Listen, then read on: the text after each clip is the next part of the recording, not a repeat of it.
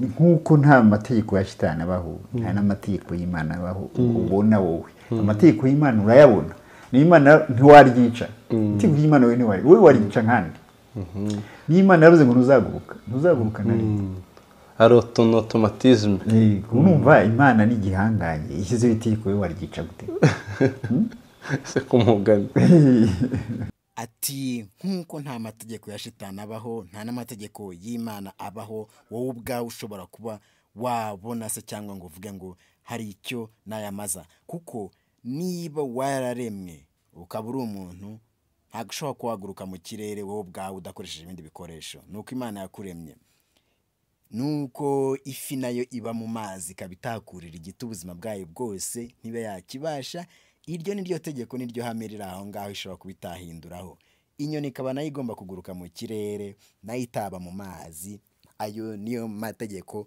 yagakwiye kuba ari amategeko ariko se amategeko yandi duhabwa ngo amategeko 10 y'Imana yaturutse amategeko 10 byaje gute ngo tuvuge ngo hari amategeko y'Imana 10 ari aho ngaho abantu bagomba kugenderaho ndetse kuyica bikaviramo umuntu urupfu bikamuviramo kuba atazabona ubwo bugingo bw'iteka tugiye kubiganiraho rero turi aya mategeko y'Imana 10 nkuko agaragara muri Bibiliya mu buryo bworoheje ndetse tunarebe ngo agiye yanditse ate yaturutse he byaje bite kugira ngo amategeko azeho ndetse filosofia na teologia byo biyavugaho iki ayo amategeko y'Imana rero uko ngo ari 10 ayo mategeko y'Imana n'amabwiriza cyangwa amabwiriza y'ubuyobozi Imana yahaye abantu kugira ngo bayobore imibereho yabo cyane cyane mu bijyanye n'imibanire hagati yabo n'Imana ndetse niyo bafitanye hagati yabo nk'abantu mu buryo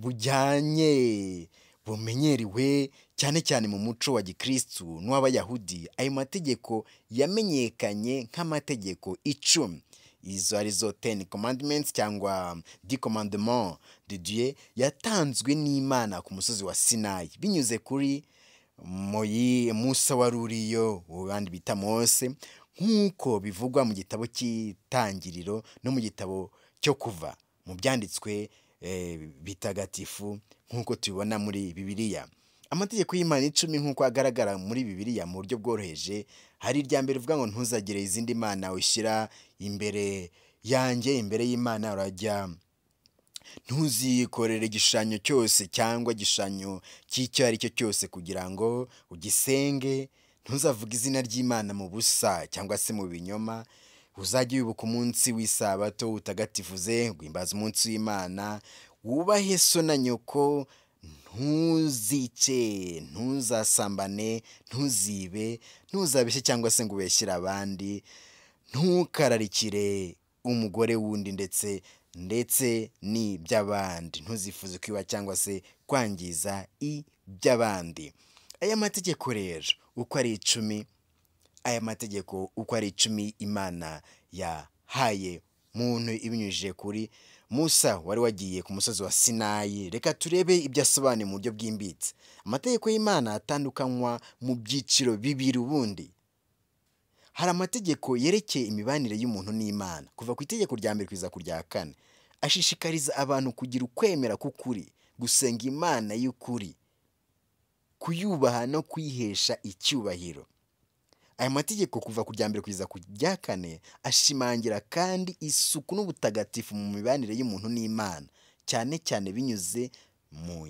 isabato no kutarogoya izina ry'Imana se cyangwa kutafata izina ry'Imana ngo urikoreshe mu busa cyangwa mu binyoma andi mategeko rero kuva ku itegeko rya 5 kugeza ku rya 10 atanga umurongo ngenderwaho mu kubaha ababyeyi kubana mu mahoro kwirinda urugomo ubusambanyi ubujura n'uburiganya n'irari ry'iby'abandi ikindi rero twareba nuko twareba ku kamaro k'aya mategeko y'Imana buriya mu bijyanye n'imyemerere n'ishingiro ry'imyitwarire myiza mu idini rya Gikristo rya Kiyahudi ndetse no mu yindi myemerere kuba yemera ariko niyo urebye usanga ari amategeko n'ubundi mu buzima bwa muntu harimo bidasabwa yuko agomba kuba yanditse kuko umuntu mu mutima nama we nawe ikibi arakizi mu muryango aya mategeko ateza imbere icyubahiro ubutabera no kubana neza noneho mu bijyanye n'amategeko mu buzima busanzwe, aya mategeko y'abantu menshi nk'aya iyo urebye ay'uburayi bwa kera yubakiye ku mahame y'amategeko y'Imana. Usanga amategeko n'ubundi dukoresha mu bihugu byacu bitandukanye, usanga n'ubundi ashingiye ku mategeko yahe yandi ariya y'Imana. Noneho mu buzima bwa buri munsi ashyiraho umurongo ngenderwaho mu migirire n'imyifatire ya muntu. Aya mategeko y'Imana afasha muntu mu mibereho ye ya buri munsi, bikamufasha kubana ndetse n'abandi neza. Reka aya mategeko y'Imana tuyarebe noneho mu bijyanye n'impinduramatwara Yesu cyangwa Yezu nawe yazanye. Mu nyigisho za Yezu Kristo cyangwa Yesu Kristo, amategeko y'Imana ntasenywa, ahubwo aruzuzwa mu rukundo. Yezu yaravuze ati, ukundishe Uwiteka Imana yawe n'umutima wawe wose n'ubugingo bwawe bwose n'ubwenge bwawe bwose, ukunde mugenzi wawe nk'uko wikunda. Tubisanga mu Ivanjiri ya Matayo umutwe wa 22 umurongo wa 37 kugeza ku wa 40. Reka rero dukomeze tureba aya mategeko y'Imana mu ndorerwamo ya filozofiya ndetse na teolojiya, uko bashobora kuba bagenda. Hari abahanga bagiye babikomozaho babiganiraho cyane, kuko ibyo byagiye bifasha abantu kumenya kubaho ngo aya mategeko yafasha muntu mu buhe buryo, afite akahe kamaro mu buzima bwa buri munsi. Amategeko y'Imana nk'isoko y'amategeko kamere, loi naturelle. Muri filozofiya y'abanyascolastique cyane cyane ya Thomas wa Aquino, amategeko y'Imana lex divina afitanye isano rikomeye n'amategeko kamere, natural law.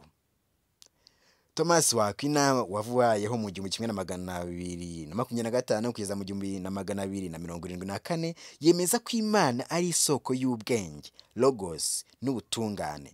Amategeko kamere ni ukwemera ko hariho amategeko yanditswe mu mitima y'abantu bose, bashobora kuyasesengura binyuze mu bwenge bwa muntu, reason cyangwa raison ya muntu ashobora kuba yakoresha mu bwenge bwe mu mitekerereze ye.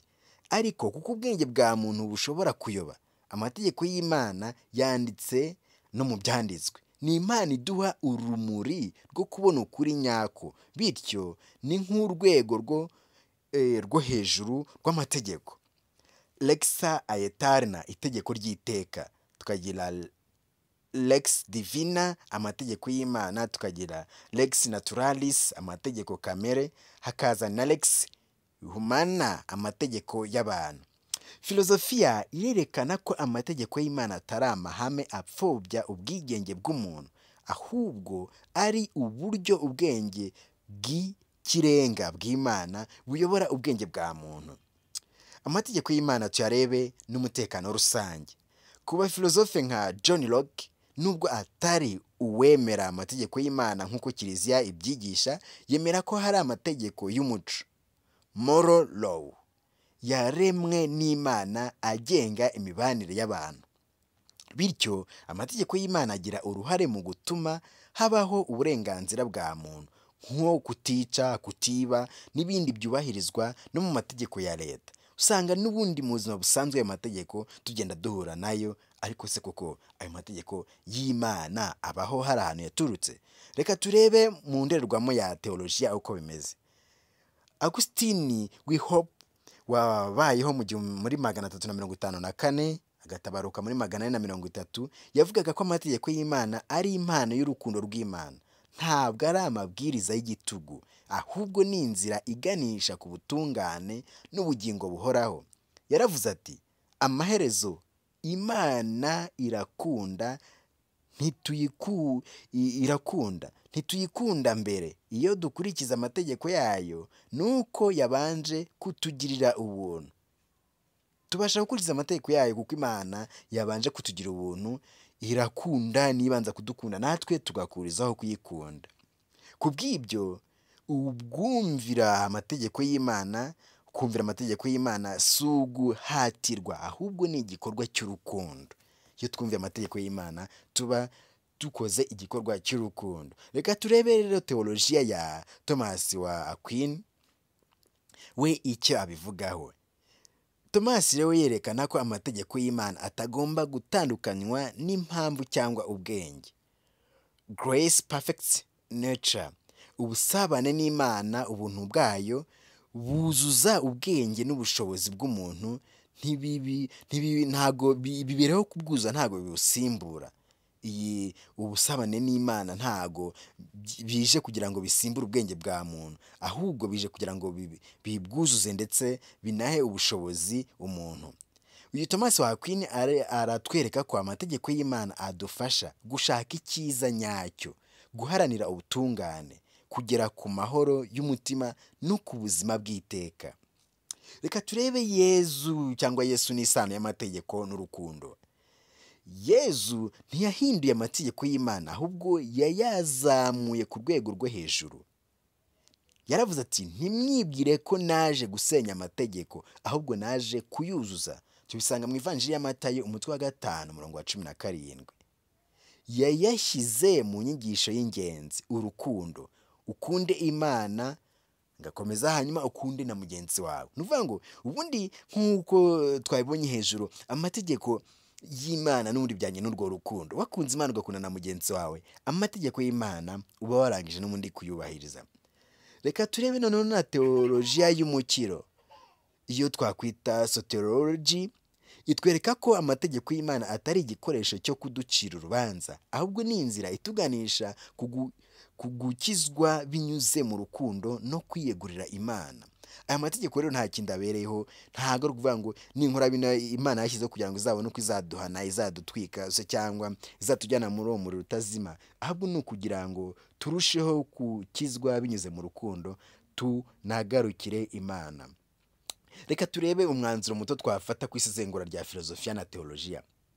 Reka turebe uko filozofiya yibivuga, uko ibona amategeko y'Imana. Filozofiya ibona ko amategeko y'Imana ari inyigisho y'ubwenge bw'ikirenga, igaragaza icyiza nyacyo, hanyuma ashingiye ku mategeko kamere, kuko nta mategeko n'undi ari mu muntu mu mutima nama we. Teolojiya yo rero bivuga ko amategeko y'Imana ari uburyo bwo guhishurira umuntu icyifuzo cy'Imana n'inzira y'urukundo, ubuntu n'umukiro. Ibi byose rero ukibaza uti, mu by'ukuri ayo mategeko y'Imana se yaturutse hehe? N'icyo umuntu ashobora kuba ese ntabwo yashoboraga kuba 11 cyangwa ngo abe 9, kuki yabaye 10 cyangwa se Moise ayahabwa? Mbere yaho abantu nta mategeko bari bafite bagenderaho, nta mategeko yagengaga muntu kuva yaremwa. Komanteri zanyu mutange share ndetse mu bisangiza abandi, hanyuma niba utarakora subscribe uyikore, dukomeza tuganira. Hanyuma comments zawe ni nziza, wakoze kuhakurikirana ikiganiro na hubutaha.